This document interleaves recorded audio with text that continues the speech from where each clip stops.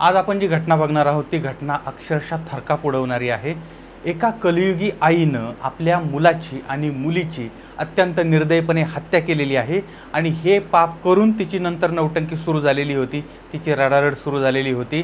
आणि एखादी व्यक्ती किती नीच, किती हलकट, किती वाईट, किती स्वार्थी, अप्पलपोटी, वासनांध, निर्दयी, नाटकी, विश्वासघातकी, गद्दार आणि धोकेबाज असू शकते याचं आजचं हे जिवंत उदाहरण आहे।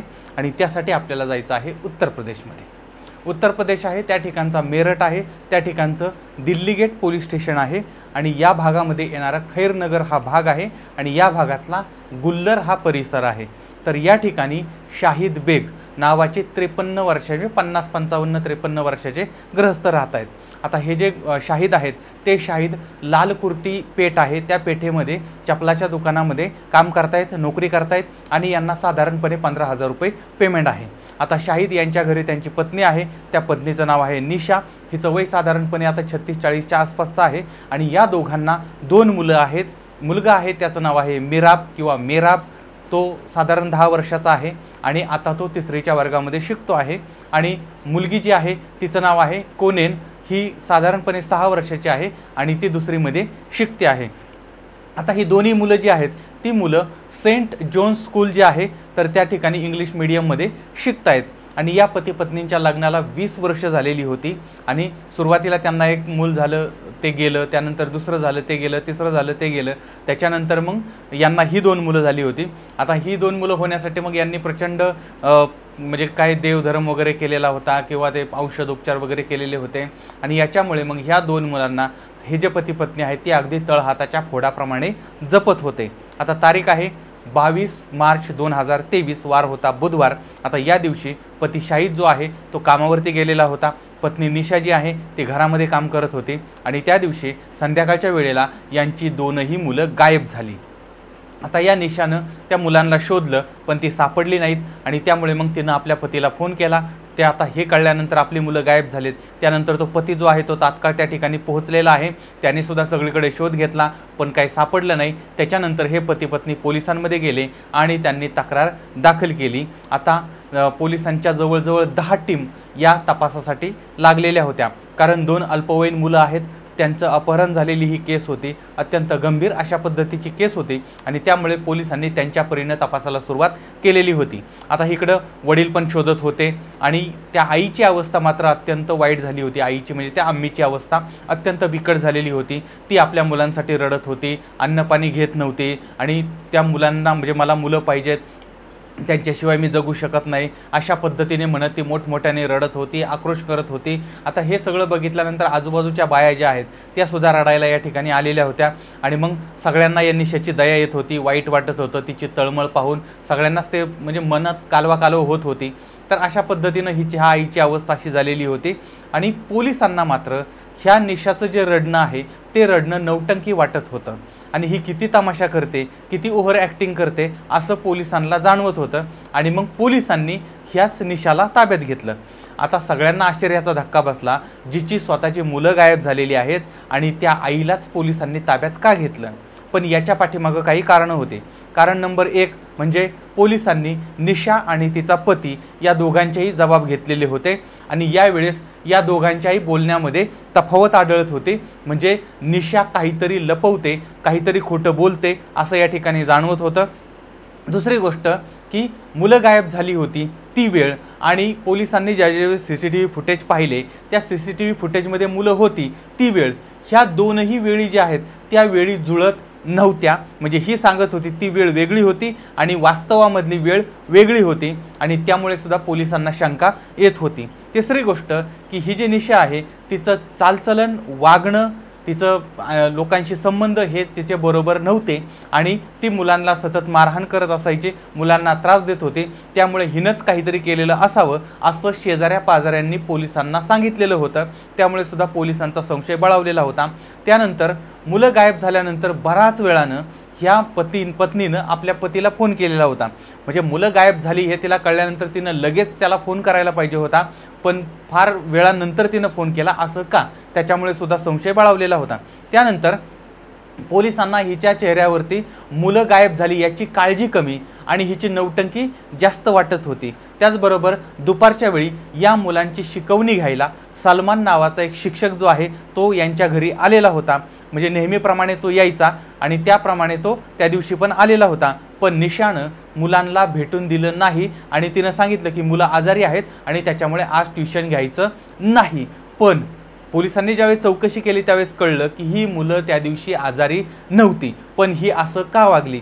तर या सगळ्या कारणांनी पोलिसांनी तिला ताब्यात घेतलं आणि नंतर महिला पोलीस जे आहेत त्यांनी तिची प्रॅक्टिकल चौकशी केली आणि याच्यामधून मग या बाईचा राक्षसी चेहरा समोर आलेला होता आणि याच कैदाशिनीनं स्वतःच्या मुलांना संपवलेलं होतं आणि त्यासाठी तिनं त्या भागामधला माजी नगरसेवक आणि देशद्रोहाचा आरोप असलेला सौद फैजी हा नगरसेवक जो होता माझे त्याची मदत घेतलेली होती। हा आणि तिचा प्रेमी सुद्धा होता। आता ही माहिती मिळाल्यावरती पोलीस त्या सौद फैजी जो आहे त्याच्या घरी गेले। आता त्याच्या घरी गेल्यानंतर पाहिलं तर तो गायब झालेला होता।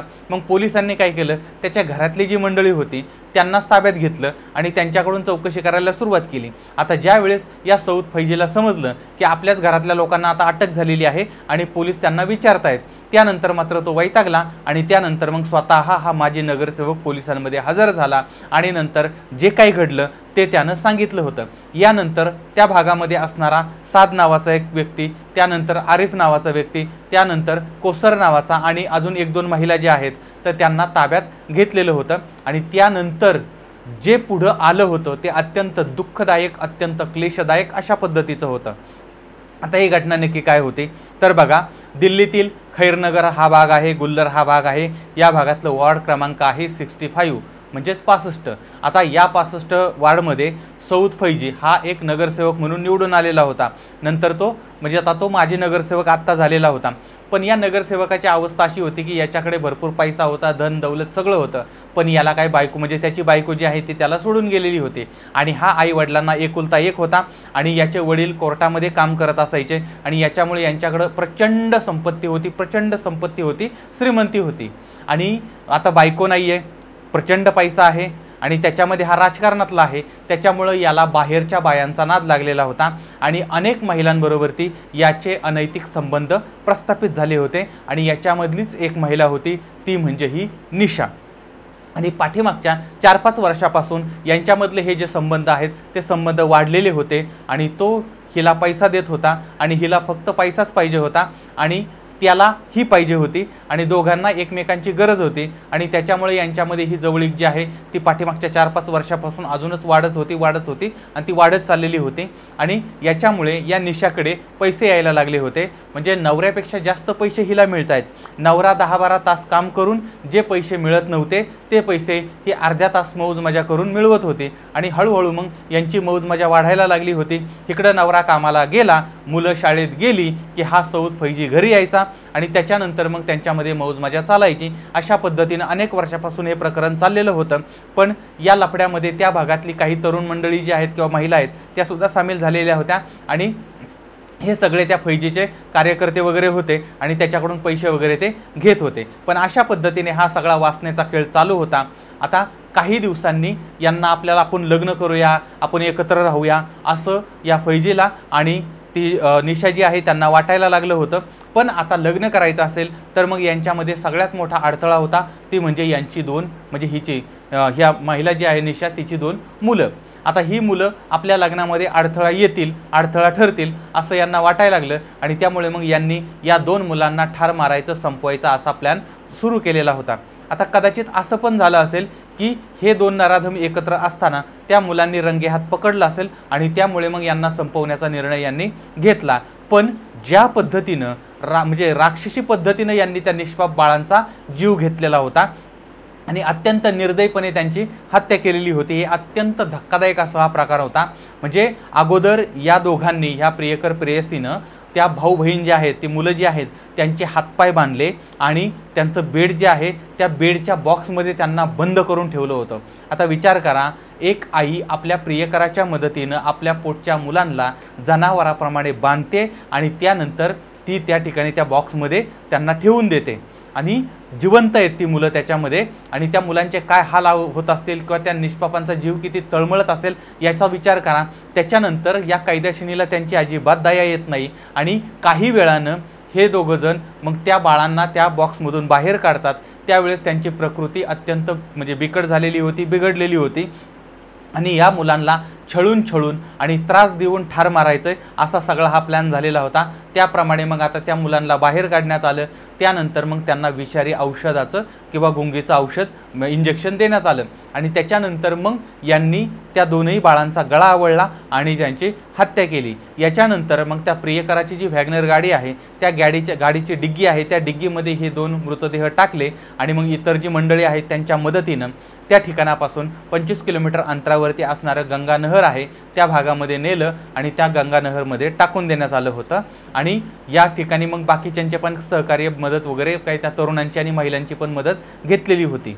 आता हे सगळं या मंडळींनी केलेलं आहे। अशा पद्धतीनं त्या दोन बाळांची यांनी हत्या केली आणि त्याच्यानंतर हत्या झाल्यानंतर मग ह्या निशानं नाटक करायला सुरुवात केली। मुलं बेपत्ता झालेली आहेत अशा पद्धतीची खोटी कहाणी रचली, नवऱ्याला फोन लावला, त्याच्यानंतर पोलीस स्टेशनला गेली, मगरीचे अश्रू ढाळायला लागली होती। 2 दिवस काही न खाता पिता पोरांच्या नावाने आरडत होती, ओरडत होती।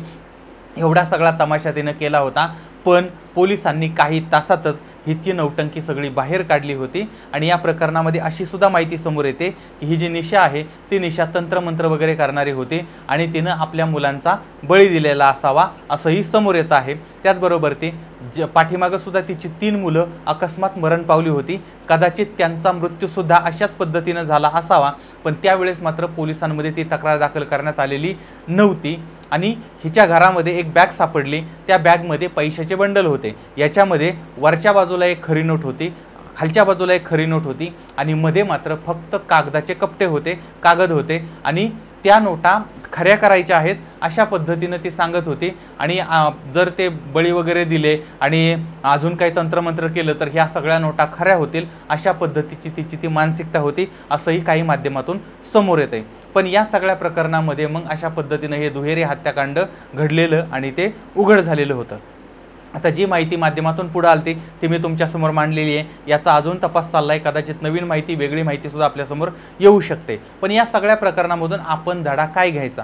आपल्याकडे लोक चंद्रावरती गेलेली आहेत, मंगळावरती गेलेली आहेत आणि त्या ठिकाणी जाऊन आता जर 4-5 दिवस राहतात म्हणजे टॉयलेट बाथरूम तर केलं असेल, म्हणजे तिथं जाऊन ही मंडळी टॉयलेट बाथरूम करून आलेली आहेत। पण अजूनही या ठिकाणी मात्र आपली लोक अंधश्रद्धेमध्ये अडकलेली आहेत आणि जे लोक स्वतःच्या मुलांची हत्या करायला सुद्धा कमी करत नाहीत ते लोक दुसऱ्याचा काय विचार करणार? आणि अशी लोक समाजासाठी अत्यंत घातक आहेत आणि याचा सन्माननीय न्यायालयाने विचार केला पाहिजे आणि अशा लोकांना कठोरात कठोर शिक्षा मिळाली पाहिजे आणि अशी मागणी त्या परिसरामधल्या लोकांनी सुद्धा केलेली आहे। दुसरी गोष्ट, कुणाला त्रास देऊन किंवा कुणाला दुःख देऊन दुसऱ्याचं म्हणजे जो कोणी देतो, त्रास देतो, दुःख देतो त्याचं स्वतःचं कधीच चांगलं होत नाही आणि जे लोक चुकीचं वागतात त्यांना कधीही सुख मिळत नाही, त्यांना त्याची शिक्षा आज ना उद्या मिळतेच। कदाचित ती शिक्षा मिळाली हे आपल्याला माहीत नसतं, पण अंतर्गत मात्र त्यांच्या मनाला कळतं की आपण जे पाप केलं त्या पापाची शिक्षा आपल्याला मिळालेली आहे।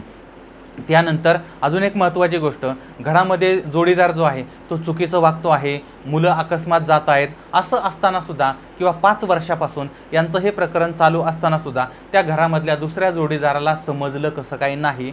पण जर समजलं असेल तर याचा अर्थ काय काढायचा? आता ज्या गोष्टी सगळ्या जगाला कळतात त्या गोष्टी घरातल्या व्यक्तीला समजणार नाहीत का? किंवा आपल्या घरामध्ये आपल्या पगाराच्या व्यतिरिक्त सुद्धा पैसे येत आहेत, हे पैसे कुठून येत आहेत, काय येत आहेत, कसं येत आहेत याच्याकडे सुद्धा त्या व्यक्तीनं लक्ष द्यायला नको होतं का? लक्षात ठेवा, दुर्लक्ष बऱ्याच वेळा काही गोष्टींकडे दुर्लक्ष केलं जातं, इग्नोर केले जातात, टाळल्या जातात किंवा न ऐकल्यासारखं केलं जातं। या गोष्टी करण्यापेक्षा स्पष्टपणे वागणं आणि स्पष्टपणे बोलणं यामुळे अनेक प्रॉब्लेम सॉल्व्ह होऊ शकतात, हेही आम्ही लक्षात घेतलं पाहिजे। तर या ठिकाणी आता या घटनेबद्दल तुम्हाला काय वाटतं, याच्याबद्दलची अजून काय माहिती असेल ती सुद्धा कळवा। पुन्हा भेटूया पुढच्या भागामध्ये एका नवीन क्राईम स्टोरीसह। तोपर्यंत धन्यवाद।